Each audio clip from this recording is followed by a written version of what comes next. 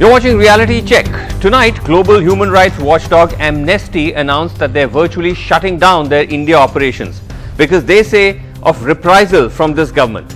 The other country which recently closed down Amnesty, Putin's Russia, 4 years ago. In Erdogan's Turkey, where the Amnesty head was jailed in 2017. That's the company India is now in.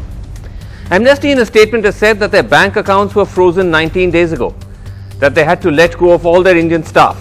All their work, they say, has come to a grinding halt, and that's because of a witch hunt by government agencies which has forced the closure. Now, Amnesty has been under the scanner even under the UPA, but under the Modi government, the heat appears to have intensified.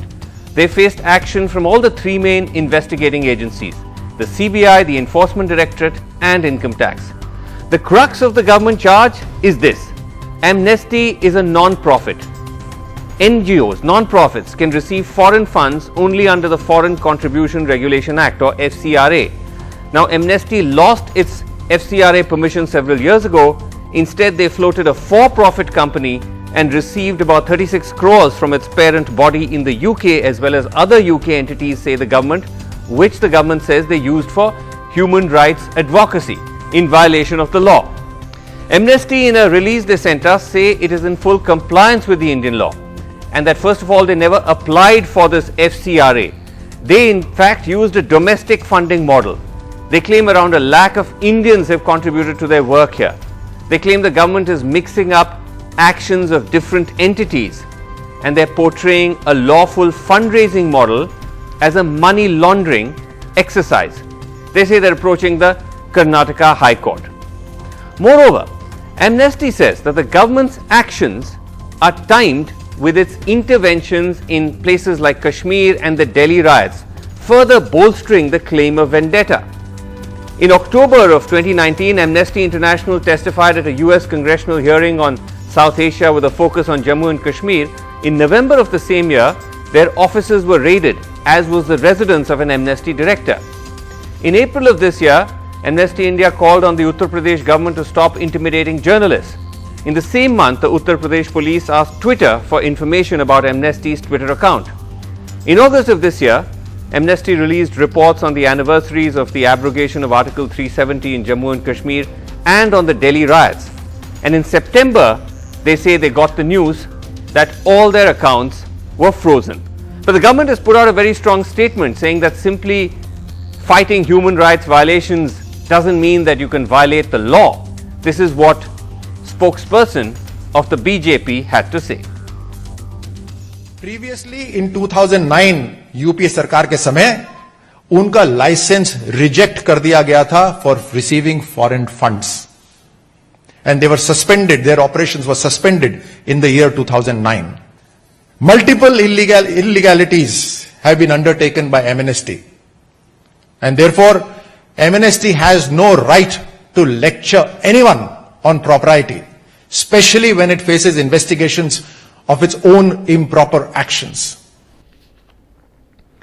All right, joining us tonight on Reality Check, we have with us Amitabh Behar. He's the CEO of Oxfam India, Vrinda Grover, Advocate Supreme Court, ML Sharma, former Special Director CBI, and last but not the least, Lalita Kumaramanglam, Director India Foundation, member of the BJP. Vrinda Grover, let me start with you, because this is something that happens time and again, that when you have a crackdown of this nature, the government will turn around and simply say that, look, you're breaking the laws of funding and whatnot. And so, what's all the fuss about? I think the answer actually was leaked in the statement made by the minister on behalf of BJP, when he said they cannot lecture us because we have found them committing of illegalities. So let's look at what is the purpose and role of Amnesty. And Amnesty, as we know, is one of the most important human rights global organization. Yes. A membership-based organization. Amnesty, for those who may not know, is a subscription membership-based organization, and that's what it does across the globe. Right. It holds governments and states accountable for human rights violations. And Amnesty International India has had a checkered history here in having run-ins with any government that has been in power. Yes. The illegalities, I do not know the specificities of the case, but if there are illegalities in some funds, what would it fall under? The FCRA, the Foreign Contribution Regulation Act. What we do know, and you have just said, the income tax, the CBI, as well as the ED has raided. Yes. What is the role of the ED here? To my understanding, what's available in the public domain, the last case is under the Prevention of Money Laundering Act. Now, the reason the ED has no role to play in the FCRA, and the FCRA license they lost a long time ago. So the whole purpose of bringing in agencies like ED is to tarnish them and to say, well, you know, there is something going on here, so that you will not read with any level of credibility the report on Kashmir human rights violation, the report on what is happening, say, in UP, or on Delhi riots. It is to delegitimize the human rights work that they do, that this kind of raid is conducted. If there is a financial irregularity, there are other ways in which this has to be done. There are laws in place. So this is the reason why this is hyped to the ED is actually in order to completely sensationalize the issue and say foreign funds are coming in here and something is happening to the country. Foreign funds are actually running half the country today in terms of industry and other things. Right. Not to mention PM Cares. Sure. So you're saying this is very clearly in keeping with the witch hunt of human rights organizations, as Amnesty says. Lalita Kumaramangalam, before you cite the government's defense that this is, legal violations of funding and so on, let me just put up to you for a second what happened in Russia with Amnesty, just to give you an idea of the parallels. If you look at the kind of Russia model, so this is what happened. India froze Amnesty's accounts, Russia sealed Amnesty's office. India says Amnesty violated foreign funding laws. Russia says Amnesty's lease on the building had expired. Okay, so what do you want me to react about what Russia does? What Russia the point I'm trying to make. The point I'm trying to make. So I have no let me explain. The very simple point I'm trying to make is that governments that want to crack down on organizations like Amnesty will not explicitly say it's because of the uncomfortable questions they're raising. They'll always try to find something to do with their finances, their property lease, or something else to go after them. And, Vasu, and the suggestion is that's what's happened here. Vasu, that's your take on it. Now, the government has made it very clear that Amnesty has been in violation of various laws, especially to do with their funding. This has happened regardless of whether the BJP has been power or the UPA has been power. So I don't understand why we are politicizing this. The fact is that Amnesty, as was pointed out by Vrinda Grover, has been on a collision course across the world with governments across the world. It's not just India. And many governments have also understood that much of what they do is being done in a way where their financials are really in question. What Russia did, what Turkey did, that's the business of those countries, not my business, and certainly I don't think the business of India. But here the Indian government has been very clear. They have given a very, very clear account of what has happened and why it has happened. Amnesty may be an advocacy, and I don't think what Vrindaji is, I think she's highly exaggerating, because nobody is calling into question Amnesty's advocacy work. What has been called into question is Amnesty's financial irregularities.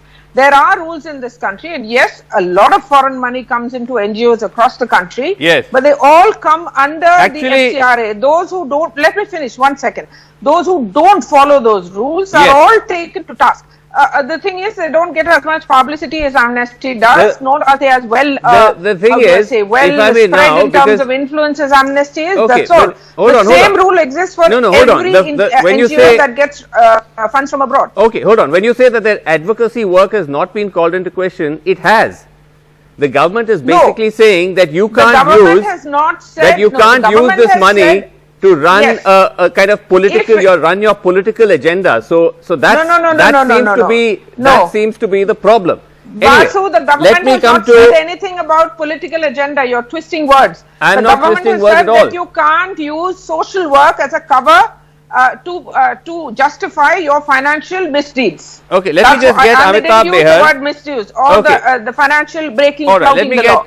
Let me get Amitabh Beher, Oxfam India CEO. I believe, Amitabh, you've also been or are a trustee of Amnesty, if I'm not mistaken. Yeah. So, I'm not a trustee. Yeah. Right. So, Go Amitabh, ahead. without getting into the granularities of the charges against Amnesty, put this into context for us. That is this almost something to do with the way that the laws are designed? That if you want to do human rights work in this country, then what exactly is the status of your entity? And does that then make you vulnerable for this kind of action? So, Vasu, I would say that it is an extremely unfortunate and sad day. And I would urge us to actually look at this in the larger context. And this has happened in the context of just a week after what we saw with the FCRA. Yes. And it happened just after a few months of what we saw in the union budget. So let me just take you back. The union budget said charitable organizations need to go back to the income tax department to renew their charitable status. And we know that if you don't have the charitable status, you will not be able to function as a not-for-profit. Right. Then you see the FCRA, where it was anyways a draconian law, and then it has been made far more draconian, and without any really good reason. As in accountability, I can actually talk of way more, this sector is way more regulated and accountable. We actually do report to the FCRA division. Every third month, we give account of every budget, Amitabh, every project. Yeah. Right. So, I'm actually going to get into the nitty-gritties of the changes to the FCRA law in a second. But I just want to focus on Amnesty for a second, because you say this is very unfortunate and sad what has happened. But how would you respond to what the government is saying, that look, you broke the law, so we had to freeze your accounts? But that's precisely the point. None of the laws have been broken, and what we are seeing is essentially it is a fundamental architecture question. How do you look at the architecture of Indian democracy, and particularly the role of civil society? As in, if in this country it appears that if you're doing service delivery as part of your civil society role, it's fantastic. But having been a student of political science, I have always read civil society's fundamental role is also to hold power to account, and to talk about human rights, to talk about corruption, to talk about governance accountability. And that's what Amnesty has been doing, and that's what several other organizations do. And what we are seeing is a very repressive shrinking of the space of civil society, and this is what we have seen today is a clear case of that. Okay. Mr. Sharma, if you could just give us a sense, former Special Director CBI, that when you have this kind of investigation, this is something again which is not clear, that when you get into the space of NGOs and their funding, does this really require the CBI, the Enforcement Directorate and the Income Tax, all these top agencies that have so much on their plate trying to fight corruption, money laundering, all of that, terrorism, probing an NGO? Surely that bolsters the argument that this is not just about doing justice by the law, that there's an element of vendetta here.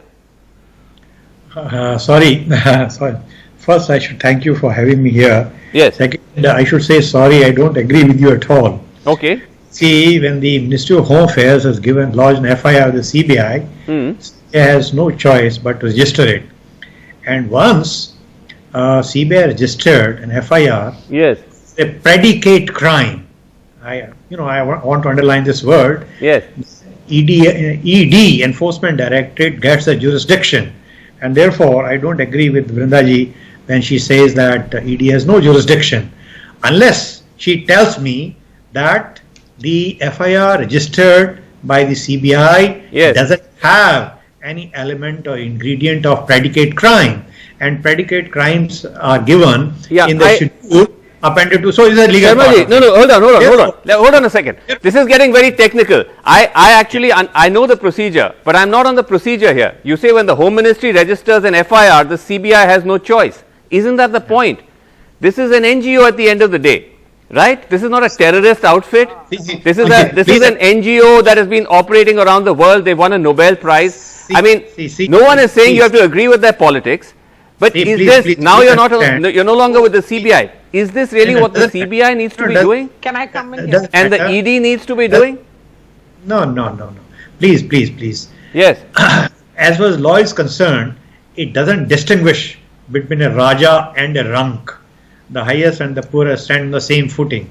Whether it's an NGO or it's a divine organization, it just doesn't matter as far as law is concerned. Okay. Now, I have a simple solution to all the charge sheets that you have read on behalf of this organization, even though I very much appreciate that Amnesty International continues to work in a country. But I have one simple solution. Yes. If the charge is that the government of India agencies are committing illegalities against the organization, then this issue is justiciable. Go to court. Who stops them from going to the court? Go to the court, right. And that's what, I think that's what they're doing. They're saying they're going to Karnataka High Court. So, Vrinda Grover wants to come in. Please let me complete. I would like this organization to work in the country. It's a reputed organization. But law is equal for everyone. Okay, law is the law. All right. Vrinda Grover.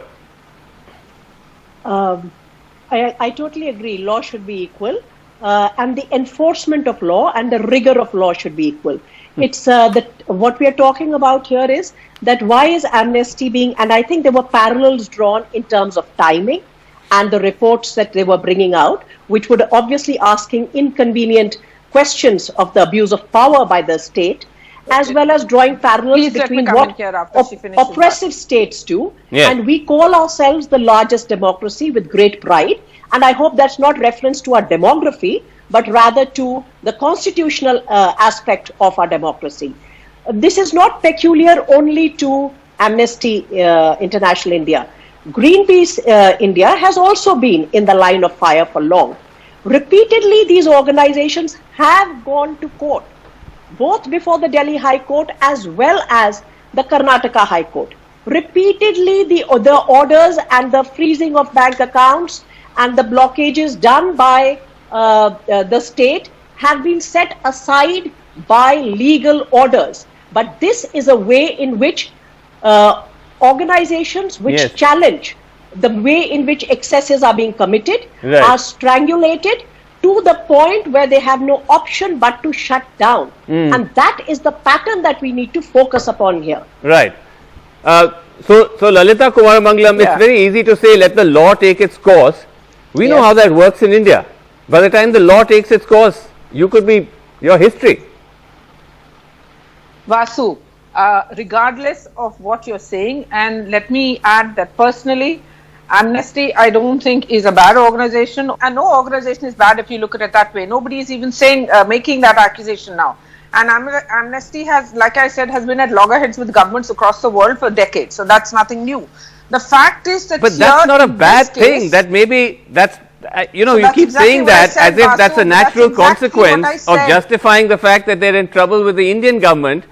I mean, we're supposed to be an open democracy. So why compare ourselves with countries like Russia and Turkey, which have a terrible record of human rights abuse? Yeah, Vasu, you never listen to me fully. That's the problem. I was saying that they have a record of being in loggerheads with countries and governments across the world for decades. Now, that is not the question here. The issue is that Amnesty has been accused of a certain crime, financial crimes, right? As pointed out by the speaker before me, Mr. Sharma, that if these are justiciable, if they can go to court and they say that we have not done it, it is a mistake, then they should go to court. Now, how long it takes, how long it doesn't take, also depends on, you know, how and you can't say that because it takes long, so the law should never be used against them. So that's also not fair. As pointed out, so you're saying before the law. Before the law. Now, one last point. Amnesty is not any other NGO. Amnesty is one of the most powerful, most known, and also with extraordinary contacts within both civil society and outside of civil society. We have to, you know, when you say powerful, they can't be that powerful if they had to close down their office. But anyway, and I believe this is like the 5th time this has happened to them just in India. But leave that aside. Amitabh Baer, Amitabh Baer, you know the point Lalita Kumarmangalam made that we only focus on the amnesties, but actually it's been terrible for NGOs. I mean, again, not just under this government, but for a while. And as you were saying, the new FCRA laws have made this even more difficult to try to operate NGOs. If you look at the earlier laws, and this is for people who may not fully know this, we'll just put that on screen, that as far as the new laws are concerned, so earlier you could, now I beg your pardon, you could prohibit transfer of grants to other NGOs. So earlier a big NGO would get the money and spread it to smaller NGOs, that can't fundraise. You can't do that. The cap on administrative expenses has been lowered from 50% to 20%. Most NGO salaries are counted as admin expenses, so now it's a problem to recruit. The government can cancel your FCRA certificate for more than 180 days. So basically you can starve the NGOs while you probe them. Foreign grants can only be received at a State Bank of India branch in New Delhi. So anyone outside Delhi, good luck. And of course now they've also prohibited foreign funds for NGOs that involve public servants, which many believe is just a direct consequence of going after Indira Jaising, because she said that she was a public servant at the time when her NGO received funds. She was a law officer at the court. So essentially, it's going to become even harder, Amitabh Beher, to run an NGO in this country. Absolutely, it's going to be extremely difficult. And if you really look at the amendments, they're I would say almost bizarre. We are talking about digital India. We are living in times where children, even from poor families, are actually doing digital classes, online classes. And you're then talking about saying that every FCRA bank account, and you can go and see organizations working in Bilaspur in Chhattisgarh, Sholapur in Maharashtra, they also have FCRA licenses. They will need to now have a bank account here. So it seems that the government of India doesn't trust the banking system in this country. Second, let me also say that when you said the 50% of the administrative cost, it is not just about not being able to hire talent. You know, I think it's more nuanced than that. It is essentially about saying that if you're doing service delivery in which there are large costs, expenditure on, say, watershed, if you're running a hospital, a lot of money all that goes is going to become a problem. No, that will be all right if you're doing service delivery. Okay. But what will be a problem is if you're doing advocacy, like Amnesty does, if you're doing research. So all the pieces which are about advocacy, challenging the government policies, building evidence around that is something that's being restricted. That's going to become a problem. And at the same time, two interesting things. Can I just complete? I'm completely out of time. Just one more way important, the money going to smaller entities. Large organizations can raise resources from outside the country. Right, but smaller ones have a problem. Smaller ones will not be able to do it. So you're basically saying let the big ones thrive, and the smaller ones which work really on issues of they may have to think. So two interesting things there. One is, some people have pointed out, you say public servants, NGOs can't receive funds. PM Cares is actually packed with public servants. Law has been essentially sort of rejigged so that they can receive foreign funds. And political parties, as we know, actually got together to retrospectively change the law to legalize their receiving of foreign funds. So everybody else can receive foreign funds, NGOs can't. Bizarre. Anyway, we'll come back to this. I know all of you have points to make. Is that you don't need to have an account in State Bank of Delhi to bring your funds in here. You just need an account in State Bank anywhere in India. All right. That's what the laws, that's what the rule is for all banks across India. Okay, we'll have to. The NGO is not thinking and questioning and just doing relief work for COVID when Niti Aayog calls them in. They are good. But don't think, don't question. Okay, we have to leave it there. Thank you all so much for joining us on Reality Check, and thanks so much for watching. We're out of time. Good night.